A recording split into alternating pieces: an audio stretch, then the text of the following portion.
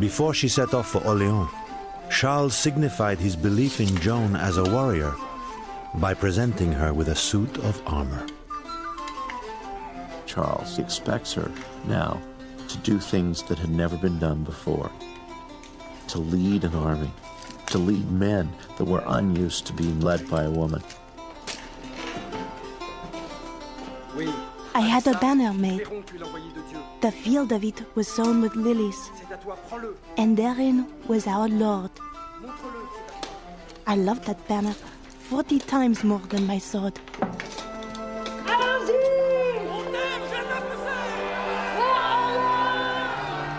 There was a spirit.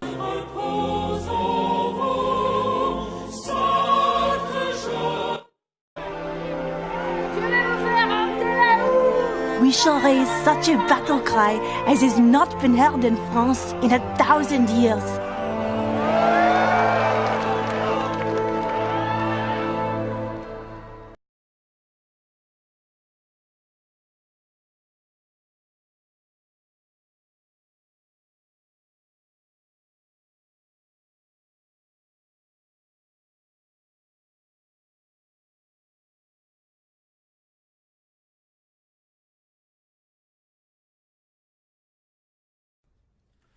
Je ne sais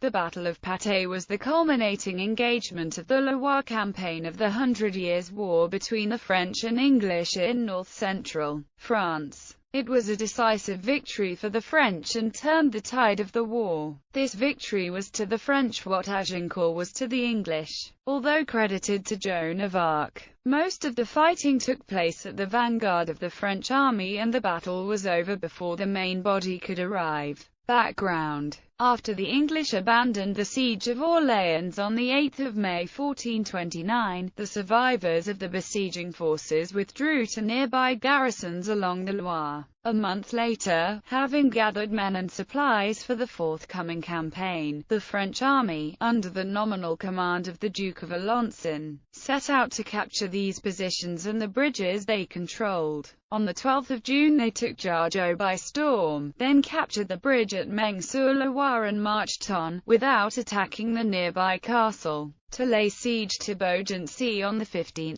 June. An English reinforcement army under Sir John Fastolfe, which had set off from Paris following the defeat at Orléans, now joined forces with survivors of the besieging army under Lord Talbot and Lord Scales at Meung-sur-Loire. Talbot urged an immediate attack to relieve Beaugency, but was opposed by the more cautious Fastolfe, who was reluctant to seek a pitched battle against the more numerous French. The garrison of Beaugency, unaware of the arrival of Fastolfe's reinforcements and discouraged by the reinforcement of the French by a Breton contingent under Arthur de Richemont, surrendered on 18 June. Talbot then agreed to Fastolfe's proposal to retreat towards Paris. Learning of this movement, the French set off in pursuit, and intercepted the English army near the village of Patay. The battle. In this battle, the English employed the same methods used in the victories at Crecy in 1346 and Agincourt in 1415.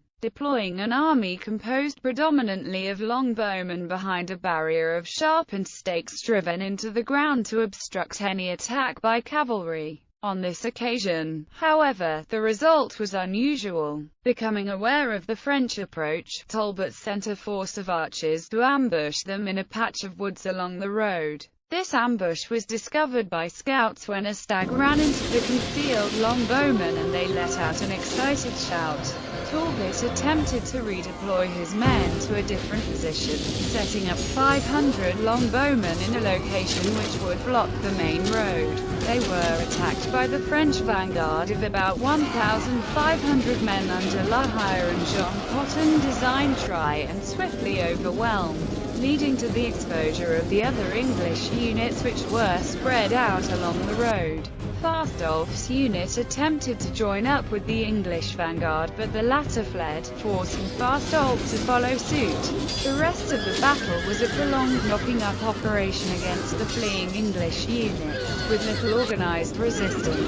In the route and pursuit, the English lost about 2,200 casualties from a force of 5,000, for the loss of only 100 French. Fastolfe, the only one of the English commanders who had remained on horseback, managed to escape, but Talbot, Scales and Sir Thomas Remston were captured. Talbot later accused Fastolfe of deserting his comrades in the face of the enemy, a charge which he pursued vigorously once he had negotiated his release from captivity. Fastolfe hotly denied the charge and was eventually cleared of the charge by a special chapter of the Order of the Garter. Consequences: the virtual destruction of the English field army and the loss of many of their principal veteran commanders had devastating consequences for the English position in France, from which it would never recover. During the following weeks the French, facing negligible resistance, were able to swiftly regain swathes of territory to the south, east and north of Paris, and to crown Charles VII King of France in Reims on 17 July.